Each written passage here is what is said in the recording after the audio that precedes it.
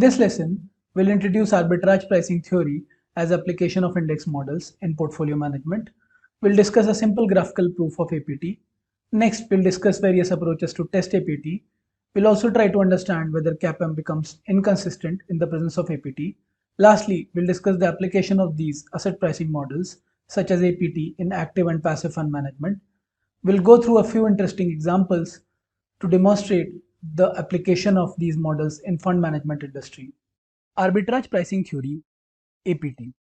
In this video, we'll introduce arbitrage pricing theory of Ross. Before we start with APT, please remember that CAPM had its genesis in the mean variance analysis. That is, investors choose the optimum diversified portfolio on an efficient frontier based on the expected return and variance analysis. In contrast, the arbitrage pricing theory of Ross, which is APT, employs a multi-factor approach, also called multi-index model approach, to explain the pricing of assets. It relies on the single and multi-index approach to provide the return generating process. Using this return generating process, APT derives the definition of expected returns in equilibrium with certain assumptions. The definition is as good as these assumptions are held. At the heart of this approach is the arbitrage argument, and therefore the name APT or arbitrage pricing theory. This APT is based on the law of one price. That is, two items with the same risk profile and cash flows cannot sell at different prices. This is at the heart of APT. APT is more general in the sense as compared to CAPM. It is more general that unlike CAPM, it does not restrict the forces that affect pricing to expected mean and variance. So it is more generic in that sense. Nonetheless, the assumption of homogeneous expectations is also there, which is similar to CAPM.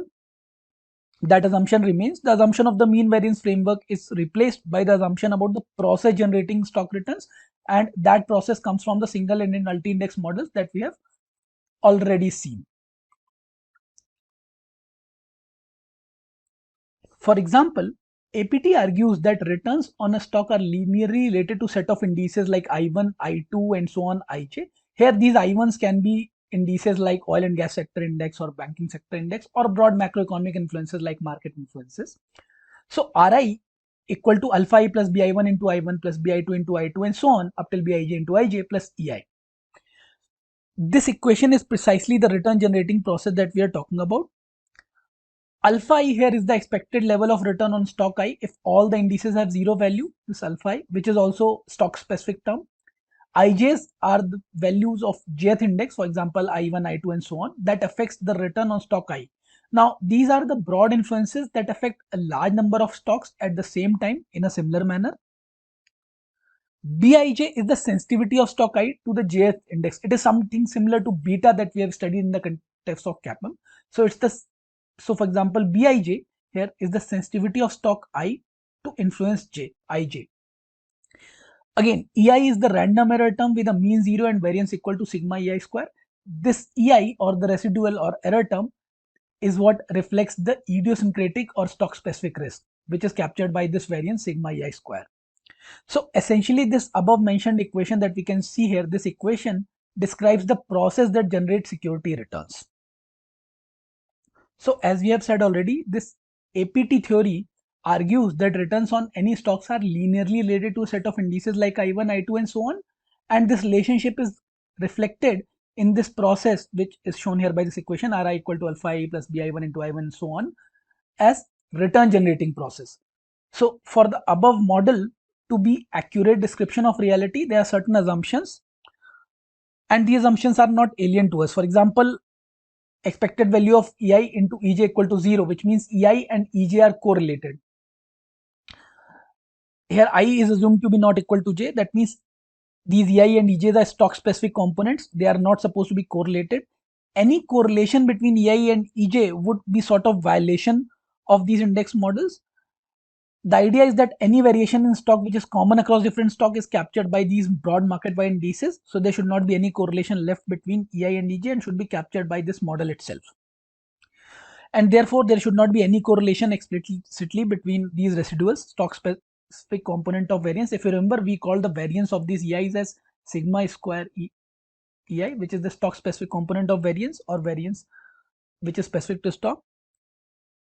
We also assume that expected value of EI into IJ minus IJ bar is 0. That means the correlation between residual and indices is also 0. So this EI is purely stock specific and should not be having any relationship with these stock indices. Stocks, this is EI stock specific, and these IJs are indices that are broad market wide indices affecting a large number of securities. So the stock specific component, which is this EI, is supposed to be uncorrelated with the indices IJs. This is to a large extent ensured by regression model. So these models are estimated with the help of some kind of regression. It is assumed, and by the design of regression model, to a large extent this property is held. And we would have noticed by now that this is a familiar expression, this equation, which is a part of multi-index family models. So to summarize, we have understood that this model is basically the definition of multi-index family of models. Essentially, APT is the description of expected returns when the process that generate these returns can be defined by single or multi-index model, as seen here. The precise contribution of APT is in reaching the equilibrium expected returns from a given single or multi-index model family return generating process. Lastly, in this video, we also discussed or made a comparison between CAPM and APT. A simple proof of APT part 1. In this video, we will discuss a simple visual proof of arbitrage pricing theory, APT. Let us consider a simple two-index model shown here, that is Ri equal to alpha I plus Bi1 into I1 plus Bi2 into I2 plus Ei. In this model, we also know, based on the assumptions of Ei Ej, that expectations of Ei Ej is 0. That means Ei and Ej are not correlated. Here, each index I1 and I2 represents a certain systematic risk, like market risk or industry sector specific risk. Now, if an investor holds a well diversified portfolio, then only systematic risk like I1, I2 should matter, and idiosyncratic stock specific risk, which is driven by this EI residual, is 0. That means the variance of this EI, sigma EI square, the risk component is supposed to be idiosyncratic and stock specific, so it should be close to 0. And therefore, the sensitivity of the portfolio towards these two components I1 and I2 that represents systematic risk, which is also called BI1, BI2. This is something similar to beta in the context of CAPM. Here, each index I1, I2 represented a certain systematic risk. It may be related to, for example, oil and gas firm, or a firm in energy, or the risk of recession, or a risk of FMCG firm. And if the investor held a well diversified portfolio, only the systematic risk represented by I1, I2 will matter. The residual risk, as we discussed, sigma I square, will be close to 0. Now let us take a simple example here. Consider three well diversified portfolios as shown here: A, portfolio B and C. Their expected returns are given to us, and their sensitivities towards these indices I1 and I2 are also provided to us. For example, expected return of security C is 10%. Its sensitivity towards index 1 is 0.3, which is the beta or BI1, and its beta or BI2 with respect to security index I2 is 0.2. Please note that these returns that we are discussing are returns at equilibrium. That means there is no arbitrage. Also, please remember our discussions over CAPM, where the sensitivity towards a single index, which was market portfolio, in the context of that single index in CAPM, that single index was market portfolio. All those securities that were in equilibrium as per CAPM, they were defined by a line called SML, security market line, which had two axes, R for expected return and B1, which was the sensitivity with respect to market, or you can call it beta. Now, in this case, since there are two indices and we have two sensitivities, B1 and B2, therefore we can safely assume that these portfolios will lie on a plane like this, where one axis is expected return axis on security I, one is B1 and one is B2, or you can call them BI1 or BI2 as well. If we believe in that plane, the generic equation of any plane which passes through three axes can be, those axes are BI1, BI2 and expected return Ri bar. That plane can be easily described by this equation. The mathematical proof of this equation is not discussed here. Ri bar equal to lambda naught plus lambda 1 times bi1 plus lambda 2 times bi2. Here lambda naught, lambda 1 and lambda 2 are unknowns. We have a equation, 3 unknowns and 3 observations we have, A, B and C. So therefore we can find a deterministic solution. We can find a solution for this equation using the information from these points, and we can solve for the values of lambda naught, lambda 1 and lambda 2. Let us do that. Once you solve the equation of plane using these 3 information points, you get this equation, Ri bar equal to 7.75 plus 5 into bi1 plus 3.75 into bi2. This is our equation of plane. This can be easily solved with any simple calculator, financial calculator or Excel. It's quite easy. We need to formulate 3 equations, each one equation for each of these points, and then solve for unknowns lambda 1, lambda 2, which are obtained here. Now consider a third portfolio E with expected return of 15%, bi1 of 0.6 and bi2 of 0.6. Let us compare this portfolio E with another portfolio D that places 1/3 of the amount in portfolio A, 1/3 in portfolio B and 1/3 in portfolio C. How do I compute my expected return on portfolio D and its BIs? Noting that it invests 1/3 in all the securities A, B and C. It is quite easy. Knowing that this is a 1/3 portfolio of ABCD, we can provide, ABC, we can provide 1/3 of the expected returns, which is 13%, and we can similarly we can compute the averages of bi1 and bi2, which is shown here. For example, for this portfolio we can call it bp1, since the portfolio bp1 is 0.6, which is nothing but a simple average of these 3 values, and similarly for bp2 we can compute the simple average of these 3 values to get this value 0.6. Although we could have already computed this with the help of this equation of plane by substituting values, we could have computed the expected return easily, but a simple average would also do. So the expected return is 13%, and sensitivities are 0.6 and 0.6 with respect to index I1 and I2. Let us compare this portfolio D with portfolio E. Notice that portfolio E has same BIs, that means BI1 and BI2 are same as 0.6 as portfolio D, but the expected return it offers is higher than portfolio D, which was 13%. And therefore, it appears that portfolio E is undervalued because it offers a higher return as compared to portfolio D, despite the fact that the risk profile is same. Since these are diversified portfolios, only the systematic risk will matter, which are represented by BI1 and BI2, which are the sensitivities of portfolios I and D with respect to the only 2 possible indices as assumed, I1 and I2. Since E offers a higher expected return, by the arbitrage argument or law of one price, these 2 portfolios cannot sell for a different price for a very long time, or have expected returns that are different from each other, which in case of portfolio E is 15%, and in case of portfolio D it is 13%. That means portfolio E is undervalued and offers a higher expected return. So the arbitragers, or in general you can say investors, as soon as they observe this kind of mispricing, they would buy E, they'll go long in E, buy it and sell D short, which guarantees a riskless profit of 2%. Why riskless? Because the risk profile of portfolio E and D as represented by BI1 and BI2 is identical. So when they go long in E and short in D, they essentially eliminate this risk that is coming from BI1 and BI2. And therefore, as more and more people will buy E will start to fall, its expected return will fall, its price will rise, and the price or expected return related to portfolio D will change. For example, relative to D, its expected returns will fall, and relative to D, its price will rise, till the time that both of them will reach the equilibrium plane. For example, if E is away from plane and D lies on the plane and D is much further away, then E will be driven toward this plane and will meet point D within a very short while. It will continue to fall until it reaches this plane, which is defined by points A, B and C. We have already identified a point, which is point D corresponding to point E, and E will fall on this point.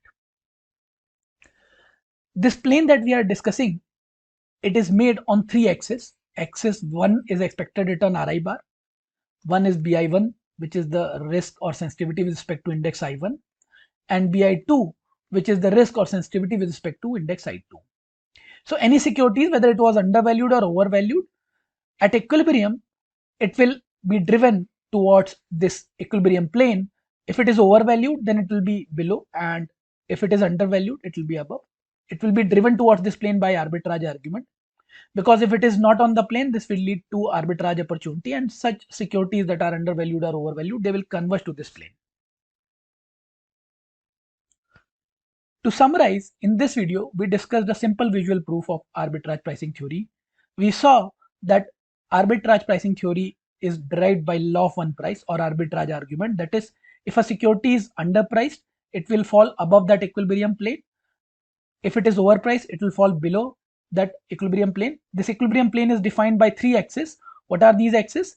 These axes are return, expected return axis RI bar, BI1 sensitivity towards index I1, and BI2 sensitivity of the security towards index I2. By arbitrage argument or law of one price, if a security is mispriced and not on this plane, whether up or down, it will be driven by arbitrage trading activity. It will be driven towards this plane. Let's say if it is underpriced and it falls above, its expected returns are higher, then because of arbitrage argument, it will be driven towards this plane. If it is overpriced, it will be below this plane and driven upwards towards this plane because of arbitrage opportunity. And ultimately, within a short frame, it will lie on this arbitrage equilibrium plane.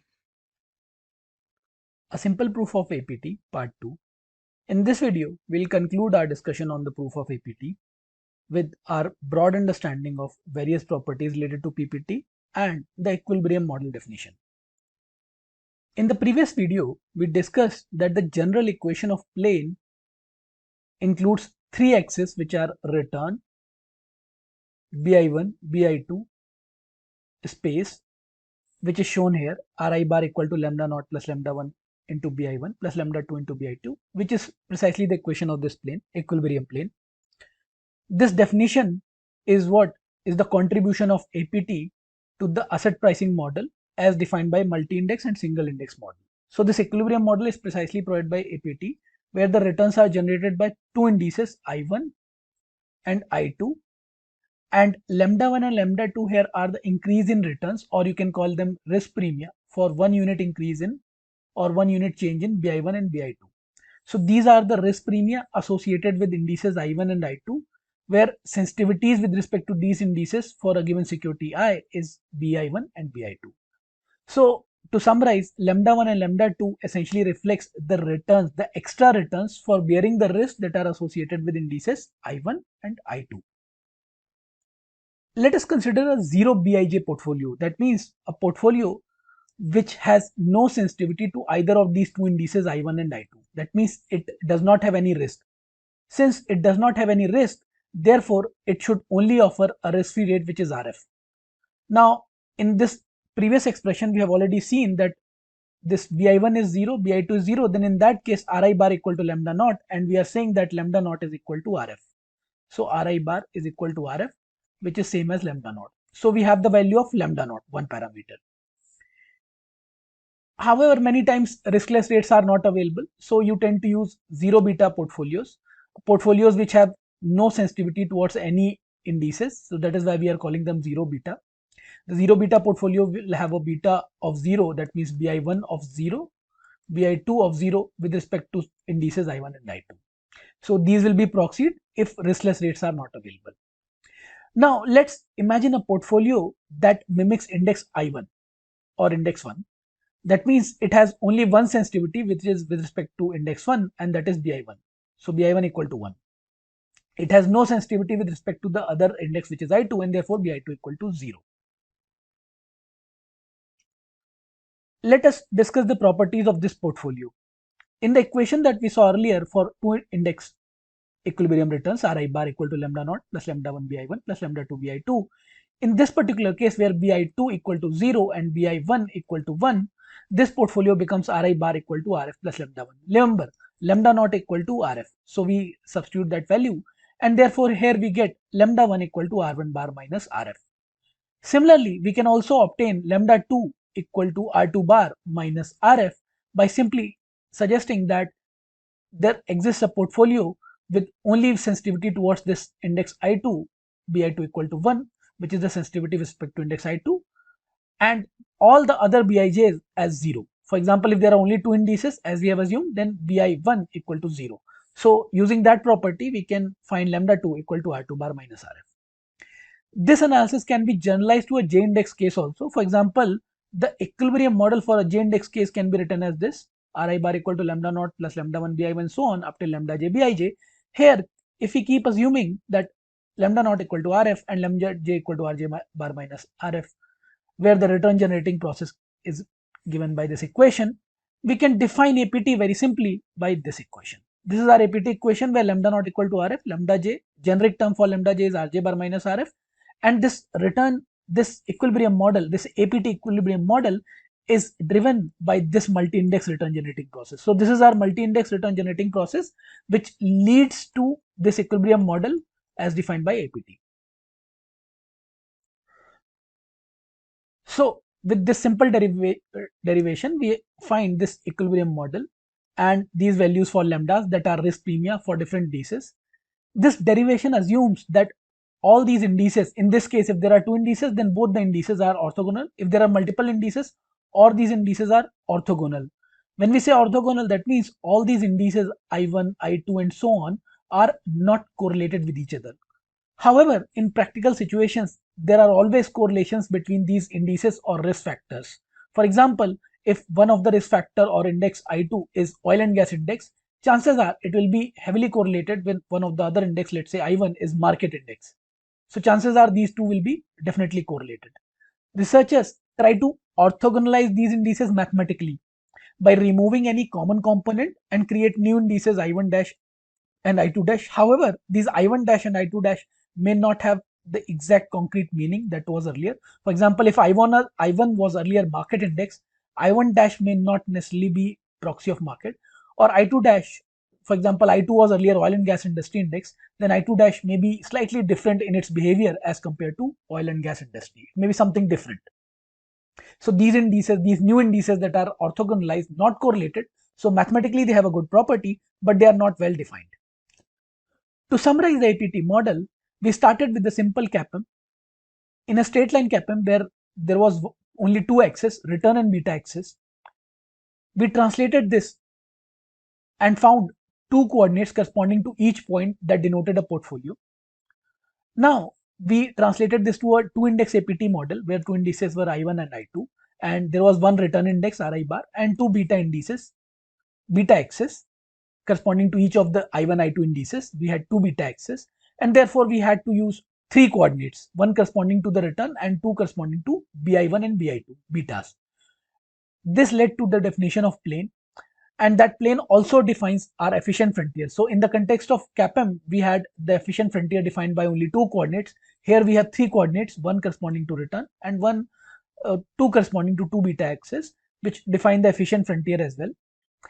If any portfolio which is represented by a point is above or below this plane, that means that security or portfolio is under or overpriced. And therefore, this violates the law of one price. That means at equilibrium, all the securities that have similar risks should fall on the same point. In this case, that point becomes a plane, so they should fall on that equilibrium APT plane. If this law of one price is violated, then arbitrageurs and other market participants may conduct riskless arbitrage. They will buy the undervalued security and sell the overvalued security. And as more and more participants keep on doing that, these securities will drive towards that equilibrium plane and become fairly priced. So if they are over or above or below this plane, they'll be driven towards this equilibrium plane and become efficiently priced because of this arbitrage activity. The implication of this riskless arbitrage is that in equilibrium, all the security should lie on this plane. And this plane is precisely defined by three coordinates, expected return, bi1 and bi2. This is in the case when the process that is generating return is assumed to be driven by two indices I1, I2. If the process is with multi-index model, I1, I2, Ij and so on, then the return generating process will lead to an APT model which will also reflect the sensitivities towards all these J indices, bi1, bi2 and so on up till bij. A few important points about APT. In this video, we'll talk about some interesting and contrasting aspects about APT that differentiate it from other asset pricing models such as CAPM. In the context of CAPM, we need to identify the market portfolio, and identification of market portfolio requires identification of all the risky assets that comprise market portfolio. While testing CAPM, one can always come back and question whether all those securities are truly captured in this risky asset. That means, have we identified all the risky assets? This is a critical question and difficult one at that. So, have we truly achieved and constructed market portfolio? This question needs to be answered while identifying and working with CAPM. However, in the context of APT, arbitrage conditions can be applied to any set of securities or portfolios.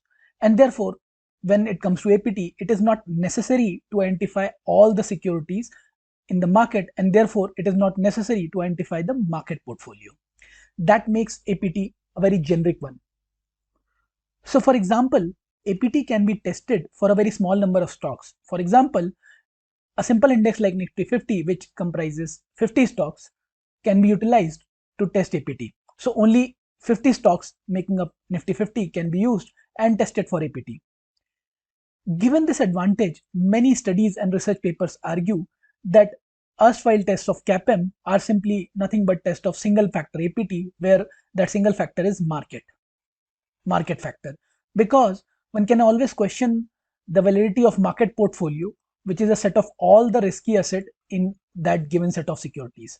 So one can say that if we do not have all the securities, whatever form or shape we tested, that was single factor APT, where we had the market factor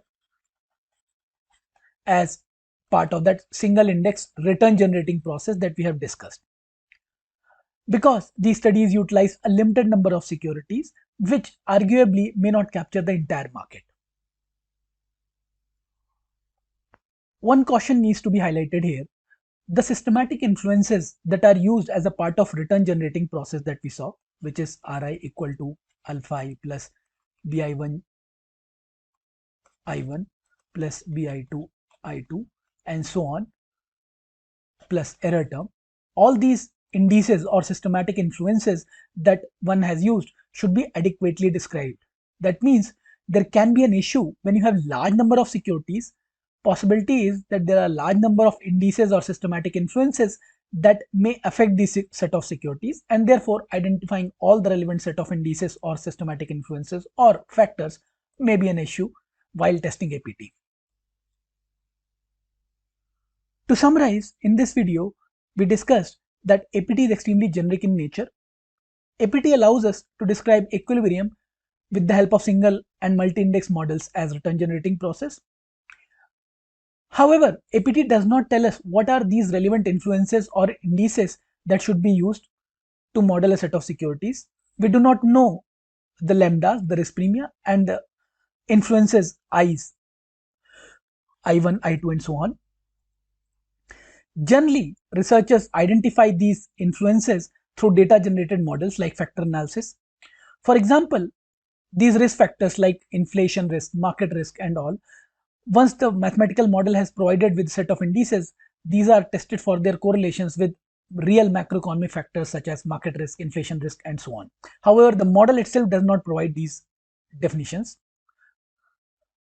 One does not have the direct specific economic rationale for a given factor that is thrown to us by mathematical models, and that requires a lot of efforts in identifying the relevant influences. Testing the APT introduction. In this video, we'll examine how to test the APT. As per the APT, the multi-factor return generating process is provided here. In this model, the corresponding APT model is provided here. This model Ri bar equal to lambda naught plus lambda 1 Bi1 plus lambda 2 Bi2 and so on up till lambda j Bij is the equilibrium return as per the APT. In order to test this APT model, one needs to identify these indices, IJs. These are risk factors or broad market wide influences. Once these IJs are identified either through some mathematical procedure or maybe through a priori theoretical underpinning, Once these are identified, one can obtain sensitivities, that is Bij. Bij here is the sensitivity of a security I to a risk factor Ij. One identifies these Bij's, which is the sensitivity of a given security to the risk factor. However, APT does not offer any economic rationale for these Ij's. And therefore, in order to define the complete model, we need to understand what is Bij here, what is Ij, what is lambda j, and what are their roles in this return generating process and APT model. Each firm or a security has a unique sensitivity Bij. Each firm or security I has a unique sensitivity Bij for a given index Ij. Thus, this Bij is a security specific attribute. For example, beta of a firm or dividend yield. This is specific to security and act as a sensitivity towards an index Ij. The value of Ij, which is the broad market wide influence, does not change with security. It is same for all the securities. For example, let's say Ij is the bank index. This bank index will remain same for each of the security. These Ij's or risk factors are supposed to be systematic influences that affect a large number of securities at the same time in a similar manner, and therefore these influences act as a source of covariance between these securities. Lambda j here is the extra expected return required because of the sensitivity of security to the jth attribute. So this is the extra return or return premia that is offered because a security is sensitive to a given index. For example, if one looks at CAPM, in CAPM, this Bij would be something similar to the beta, which is the sensitivity to market. Ij is the market index here. For CAPM, Ij would be something similar to market index, and lambda j, which is the risk premia, that is additional return, is Rm minus Rf, which is because the extra return that is offered on account of this sensitivity beta towards market index. These are well defined for CAPM. However, for APT, these are not well defined in the model, and one has to test the model below to establish APT. However, in order to test this model, you need these Ij's and Bij's so that you can test this model. Once you have Ij's and Bij's, then only you can obtain lambda j's. So this testing of this APT model requires estimates of Bij and lambda j, which essentially also requires inputs of Ij's. As per the modern market theory, most of the tests of APT use this kind of return generating process, this model. They use a predefined set of indices like I1, I2 and so on, Ij's, and obtain sensitivities Bij by estimating this model where I1, I2 and Ij's and so on are predefined. Once Bij's are identified, then the following equation is used to obtain the estimates of lambda j and thus completely identify the APT model. So first we start with Ij's indices, then we obtain sensitivities Bij's through some kind of regression estimation, and once Bij's are estimated, then putting these values of Bij, one estimates the return generating process and therefore the lambdas. In this model, you can keep on adding more and more risk factors, that is Ij's, and keep on increasing the explanatory power of the model.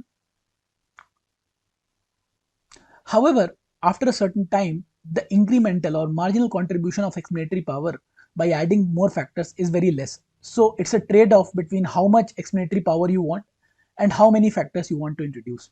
Introduction of large number of factors can make model less parsimonious and also introduce noise in the model. Moreover, effectively these tests are not only tests of APT, but they are essentially joint tests of APT as well as the factors or influences or portfolios that are Ij's that are involved in the model. So it's a sort of joint test between APT as well as the Ij's or the factors. Since there is no generalizable theory that explains all the factors, a number of mathematical approaches are available. For example, factor analysis approach, or specifying the attributes of security like dividend yield, beta and so on, specifying the influences like some industries in the sector specific influences that affect the return generating process, that is single or multi-index models, or specifying a set of portfolios that capture the return generating process. So there are certain approaches. We'll discuss these approaches in next set of videos. To summarize, in this video, we discussed that in order to test the APT, we need to identify IJs. Since APT does not offer any economic rational or generalizable theory to obtain these IJs, one needs to rely on some kind of mathematical procedure or a priori defined factors such as market or industry specific factors. Once these IJs are specified, using the multi-index return generating process, we identify BIJs, sensitivity of securities to these IJs. Once we have these BIJs, we identify lambda Js, that are the risk premia that go into the APT model, which is Ri bar equal to lambda naught plus lambda 1 times B1 plus lambda 2 times B2 and so on, which leads to identification of complete APT model. There are certain approaches like factor analysis approach, specifying the attributes of security, specifying the influences, or specifying a set of portfolios that are often employed to test the APT. These tests are essentially not only test of APT but sort of joint test of APT along with the factors that are employed in the model or return generating process. Testing the APT, factor analysis. In this video, we'll discuss a very important method to generate APT factors with the help of factor analysis. A slightly purer and advanced method to generate factors and factor sensitivities is conducted through factor analysis.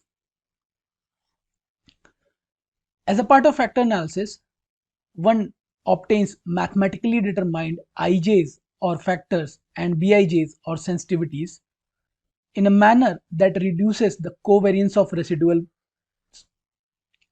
Remember, these single or multi-index return generating process have residuals that are stock specific components, and it was assumed that components residuals EI EJ should have minimum or almost zero correlation or covariance with each other. The way factor analysis works here, it tries to minimize this correlation and generate a set of factors IJs and their factor loadings, which are also referred to as sensitivities Bij. So these factor loadings are referred to as factor sensitivities. Now one can keep on adding factors here or these IJs in the model in order to increase the explanatory power of the model so that these factors can explain the covariance matrix, or in simple terms the explanatory power of the model, and decrease the residuals. However, this presents a trade-off in a sense that more and more factors will have lower marginal contribution to the explanatory power, but at the same time may increase or involve certain noise, introduce certain noise to the model. Once we are done with the factor analysis, we obtain IJs, factors, and BIJs, factor loadings in the parlance of factor analysis, or sensitivities of the security.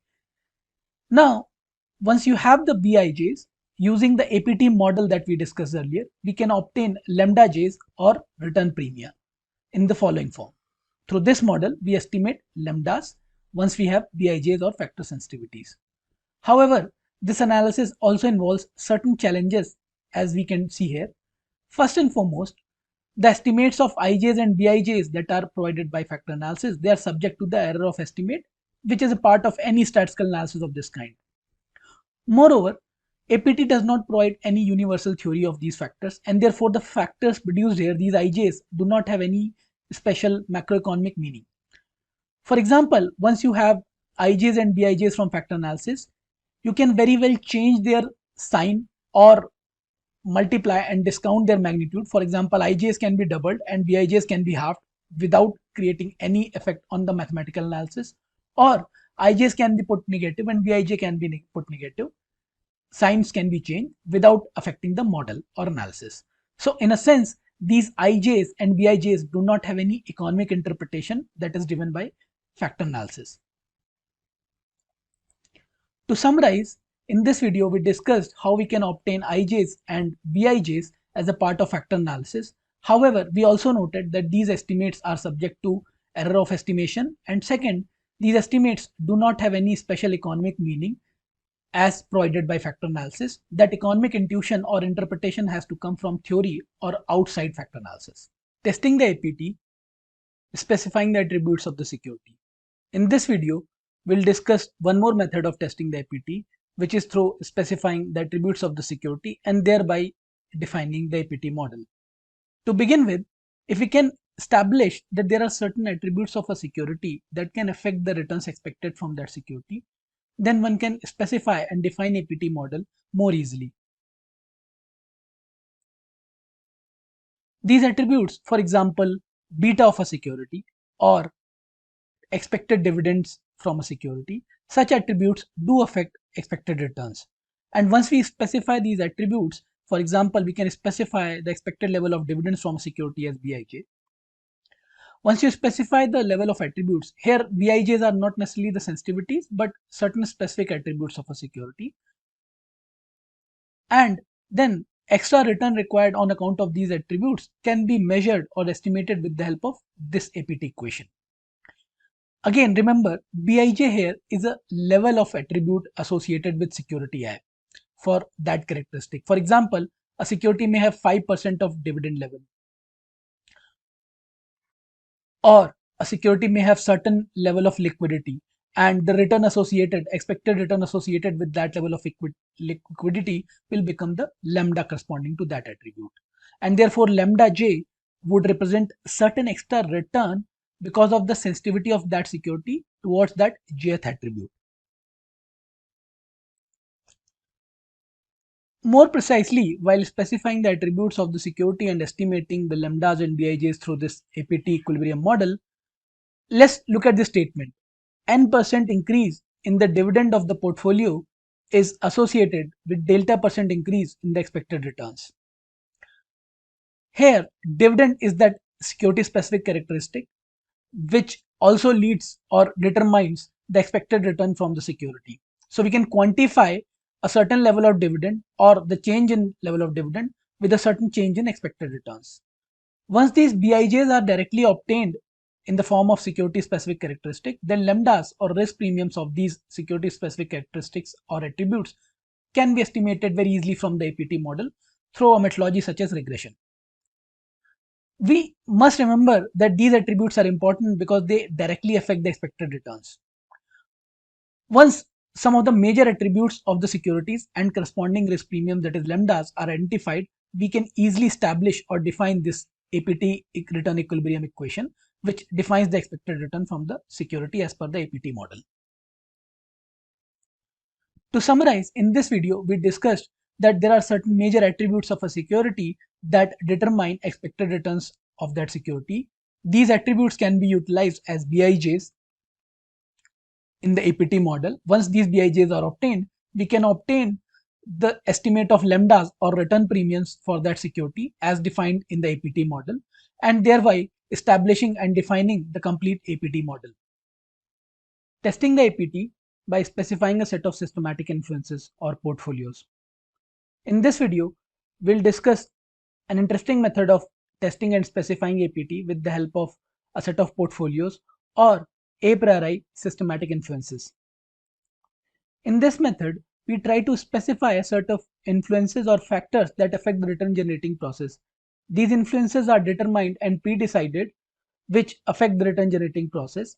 These are set of economic variables that can affect the cash flows associated with the security. Some of the most prominent influences or factors include inflation, term structure of interest rates, risk premia, and industrial production. As a part of this method, first we specify these influences, which are I1, I2. As we discussed, these can be inflation, industrial production, and so on. Once these influences or factors are decided a priori, pre-decided, then using this return generating process, this model Ri equal to alpha I plus Bi1 into I1 and so on, using this model in a cross-sectional regression, that means for each security I, a cross-sectional regression over time is run, t equal to 1, t equal to 2 and so on. With security specific time series regressions, one obtains the sensitivities of the security with respect to these indices, Bi1, Bi2 and so on. Once we have these sensitivities of security with respect to these indices through these time series regressions. For each cross section t equal to 1, t equal to 2, for each cross section for a number of securities, we obtain the estimates of lambda. So while obtaining the estimates of lambda, we conduct cross-sectional regressions wherein each cross-section, a set of securities are employed, their sensitivities BIs are known, they are obtained from time series regressions as we discussed earlier in a time series. Now through cross-sectional regressions, we estimate these lambdas from the given or identified BIs. Thus, once we have the estimates of lambdas and BIs, we have completely specified the APT model. For example, let's take case of ONGC. Now, crude oil prices affect ONGC and a number of similar securities that are part of oil and gas industry. And therefore, any broad energy index that captures the movement in crude oil prices can provide one such risk factor IJ related to oil and gas industry. Similarly, various such indices such as inflation, interest rates and so on can be decided, and in the return generating process, these IJs can be specified to obtain estimates of sensitivities of the security towards these factors IJs. So these BIJs are the sensitivities of the security towards these pre-decided or specified factors such as oil and gas index, inflation and so on. These are time series regressions of individual securities over time, as we discussed, t equal to 1, t equal to 2 and so on for each of the security. Once we have estimates of these BIJs, we can rely upon the APT model through cross-sectional regressions. In cross-sectional regressions, at each cross-section t equal to 1, let's say, or t equal to 2, in each cross-section, multiple securities with their BIJs, we have estimates of BIJs for all the securities. We estimate lambdas from the model, APT model, which is lambda naught plus lambda 1 B1 plus lambda 2 B2 and so on up to lambda j Bj. We specify and obtain the estimates of lambda. This lambda is the risk premium, and once we have the estimates of lambda and sensitivity, we have the APT model completely specified. Another very similar method is to employ a set of portfolios that capture these influences, risk influences or factors as we discussed earlier.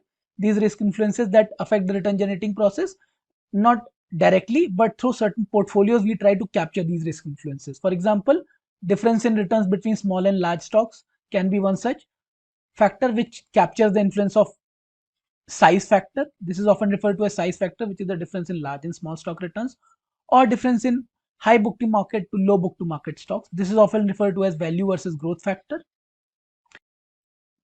So you have difference in long-term corporate and long-term government bond, which is the credit risk factor. So similarly, you can have portfolios that capture the risk of these influences or factors that can be employed instead of pre-deciding or determining a factor itself. So this is another method where you can specify portfolios and use their returns as IJs, I1, I2 and so on. Once you have these I1, I2s, you can estimate the sensitivities that are BIJs through cross time series regressions.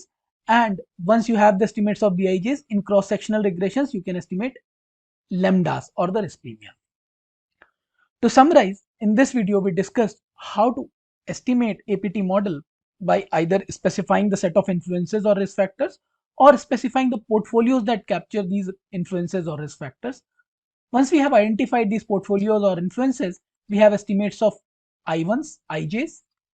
Using these IJs in time series regression, we obtain the sensitivities of securities towards these portfolios or risk influences. These are BIJs. Once we have the estimate of these BIJs, we can estimate lambdas in the APT model, thus completely specifying the APT model. APT and CAPM, single market index. In this video, we'll try to answer the question whether CAPM becomes inconsistent in the presence of APT where single market index is available. To answer this question, whether CAPM becomes inconsistent in the presence of APT, we start with a simple single index case. Here, this single index is market portfolio like Nifty 50 or S&P 500. Here, the return generating process that we have discussed for a single index case takes the following form. Ri, which is the return on security I, alpha I plus beta I times Rm plus Ei. Ei here is the residual or error term. Now, if we go back to our earlier discussions about APT, we said that this return generating process can be taken to the equilibrium return form by APT when it is written like this. Ri bar, which is the expected return, equal to lambda naught plus lambda 1 into bi1 plus lambda 2 into bi2 and so on up till lambda j into bij. Notice there is no residual term because this is equilibrium equation of return as defined by APT. Here lambda naught, if Rf risk-free rate is available, then lambda naught equal to Rf, lambda j equal to Rj bar minus Rf. Now lambda j here is the risk premium with respect to index j. If there is only one single index available and risk-free rate Rf is also available, therefore this single index, where the single index is market index, and in the presence of risk-free rate, we can derive the APT expression as follows. Here Ri bar equal to Rf plus beta I times Rm bar minus Rf, where Rj bar becomes Rm bar, where Rm bar is the return on market. This is the equation for expected return as per APT model, which is also similar to that provided by CAPM. This equation, this derived APT equation, suggests that when single index return generating process is the true depiction of APT, CAPM is indeed consistent with APT. But what about multi-index forms? So in the next video, we'll talk about multi-index case, whether APT is consistent with CAPM or not. To summarize, in this video, we discussed that if single index model, which is market model, is there, CAPM and APT are not necessarily inconsistent. APT and CAPM multi-index case. In this video, we'll examine whether APT and CAPM become inconsistent in the presence of multi-index return generating process. Let us start with a simple return generating process with two indices. The process looks like this. Ri equal to alpha I plus bi1 into I1 plus bi2 into I2 plus Ei. Ei here is the residual. The corresponding APT equilibrium model for this return generating process is Ri bar equal to Rf plus lambda 1 into bi1 plus lambda 2 into bi2, where assumption is that risk-free rate Rf is available. Please remember here lambda j is the price of risk for a portfolio where bij equal to 1. That means the portfolio has a sensitivity of 1 for one index and 0 for all the other indices. And for that index j, lambda j equal to Rj bar minus Rf, that price of risk.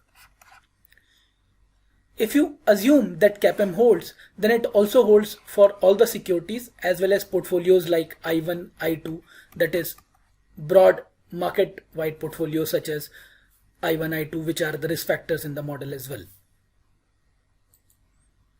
And since we assume that this CAPM holds for portfolios I1, I2 as well, industry portfolios like I1, I2 may have some sensitivity to the market portfolio.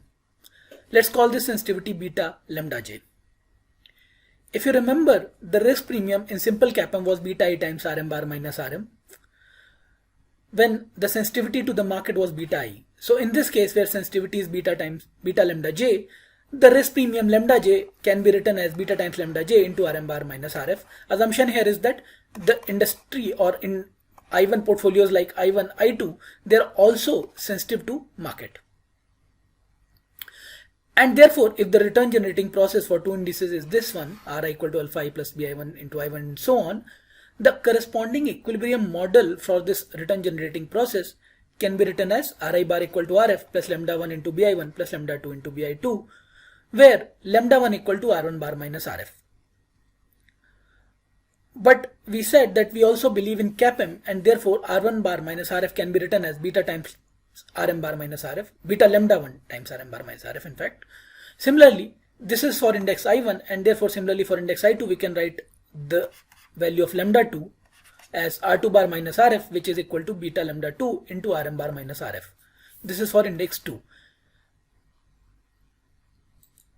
With these expressions, we can simplify our APT model. Our original APT model is Ri bar equal to Rf plus lambda 1 bi1 plus lambda 2 bi2, we can simplify by substituting the values of lambda 1. Lambda 1 was beta lambda 1 into Rm bar minus Rf, and lambda 2 was beta lambda 2 times Rm bar minus Rf.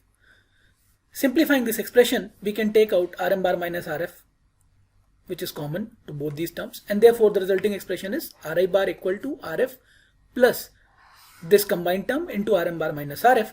Let's simplify this and call it beta I. And this results in an expression which is very similar to CAPM, which is Ri bar equal to Rf plus beta I, where beta is this, times Rm bar minus Rf. And this analysis can be extended to multiple factors or indices as well. Based on this, we can say that the APT solution to the return generating process, even with multiple factors, is consistent with CAPM. So even if we assume that CAPM holds, it is not inconsistent with multiple indices as well. So with multi-index return generating process, the APT model that is derived with multiple indices that explain the covariances or co-movements between the stock returns, even there, if we assume CAPM holds, there is nothing that violates that assumption. That means CAPM is consistent with APT even when the return generating process is a one with multi-indices. To summarize, in this video, we examined whether CAPM and APT are consistent in the presence of multi-index generating process. We found that CAPM and APT can remain consistent with each other even in the presence of multi-index generating process. Application of asset pricing models in passive management. In this video, we'll discuss the applications of asset pricing model in the context of passive management. A very simple and intuitive application of APT models is to construct a portfolio of stocks that closely tracks a certain index. This index can be a market index like Nifty 50 or a certain industry sector specific index like Bank Nifty, which represents the risk of banking stocks.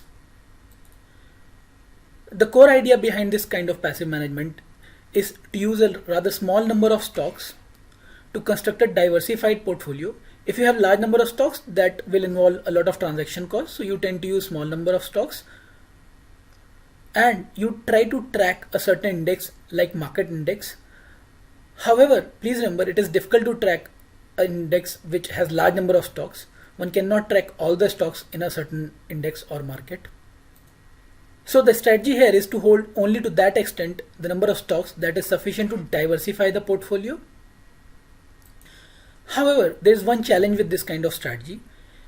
If there are multiple indices that affect your portfolio and your model is not well matched, for example, if you have a certain portfolio where a number of indices are influencing that portfolio and you miss one of the important indices, then the shocks to those indices may appear in your portfolio or in your model as residuals EI. That is residuals EI. Now, if your portfolio is not explicitly matched to some of these indices, then let's say there is a shock to one of these indices which you have not matched explicitly to your portfolio, and the movement in your portfolio, the price movement of your portfolio may appear as over or underperformance depending upon the nature of shock in terms of performance evaluation. That is, your portfolio performance is exposed to these changes. Let us discuss this aspect in more detail. The benefit of using multi-indices instead of single indices. For example, if your portfolio has 5 indices, energy, banking, inflation, cyclical stocks and government bond portfolio. Compare this kind of portfolio matching strategy. Instead of 5 indices, you can also select only one index, which is market portfolio. Both of these portfolios will capture the sensitivity to market risk. Since many of these indices that we discussed like energy, banking, inflation, they tend to capture the impact of market movement as well and therefore reflect the risk of market. So both of these portfolios, the multi-index and single index, they will capture the sensitivity to market risk. However, if there is an oil price shock or some unexpected changes in inflation, the market portfolio with its sensitivity matched to Nifty 50 or some kind of broad market index may not be very efficient in tracking that index. This is so because while constructing the market portfolio, you are indifferent whether the stocks in your portfolio are sensitive to inflation or unexpected changes in oil price movements. And therefore, if there are any shocks, if let's say the stocks in your portfolio are indeed sensitive to market oil price index or inflation index, your portfolio, which is explicitly designed and match its sensitivity with market portfolio, may not be very efficient in tracking those shocks and their impact on your portfolio. Because for the simple reason that objective of your portfolio construction was just to construct a portfolio with its sensitivity matched to some kind of market index like Nifty 50 and no diversifiable risk. And therefore, while analyzing the performance of this market index matched portfolio to another portfolio which is multi-index, which is matched with multi-index APT kind of model that is explicitly matched to the sensitivity of oil price index or let's say inflation index, the evaluation of performance can be very different. So that portfolio which is only matched to market index can incorrectly or inefficiently give you a sense of over or under performance, which actually is not the case. That is, that additional over or under performance is driven by one of the indices that is not matched properly or its sensitivities are not properly matched. If you would have matched the sensitivity of that portfolio with that additional oil and gas or inflation index, then probably the performance would have appeared appropriate with the risk of portfolio and not as the over or under performance. To summarize, in this video we discussed how multi-index and single index models can be applied in the context of passive portfolio management. In this video, we'll discuss the application of asset pricing models in the context of active portfolio management. As a part of active portfolio management, one would like to hold a particular portfolio which is well diversified, but at the same time one would also like to take bet on certain risk factors. For example, let's say you hold a market portfolio or a portfolio that mimics market indices like Nifty 50 or S&P 500. Still, you would like to take some active bets on sectors. For example, let's say you believe that currently the oil and gas sector is undervalued and the prices may go up in future. For example, there is some kind of regulation which is going to benefit, which is coming and going to benefit this particular sector. And therefore, in order to benefit from this kind of bet, what would you like to do is you would like to add more securities or more stocks that are sensitive to oil and gas index, and the prices of these securities are likely to go up. However, at the same time, you'd also not like to lose your beta or change your beta of your portfolio vis-a-vis market index. That means market beta. So you will add oil and gas sector sensitive stocks in a manner that your market beta remains indifferent. For example, if it was earlier 0.5, you'd like it to remain intact while adding certain oil and gas stocks and removing certain other stocks so that net market beta remains constant. That is one. Second, as the gains are materialized, for example, as the market has risen, particularly oil and gas sector has risen, and the prices of these securities have risen, you have benefited, gains are realized, and now you can liquidate those holdings. And now you can liquidate these additional securities from oil and gas sector and go back to the original position while your beta still remains, market beta still remains intact. In this fashion, you can apply these multi-index or single index model to take active bets in the market while at the same time benefiting from them and maintaining your portfolio diversified. In summary, in this video, we discussed the application of multi-index and single index model in the context of active portfolio management. While CAPM has its genesis in the mean variance framework, APT relies on the arbitrage argument. APT utilizes the return generating process provided by the single and multi-index models to generate the equilibrium asset pricing model. Under the APT, riskless arbitrage drives prices towards the equilibrium plane. The equation of this plane is determined by the systematic risk influences affecting the set of securities under consideration. APT can be tested with the help of a factor analysis, specifying the attributes, specifying a set of systematic influences, and specifying a set of portfolios. In the presence of APT, CAPM does not necessarily becomes invalid as long as the APT factors are influenced by the market factor and have a well-specified beta with respect to the market factor. Some of the most widely employed applications of asset pricing models include active and passive management, and factor investing.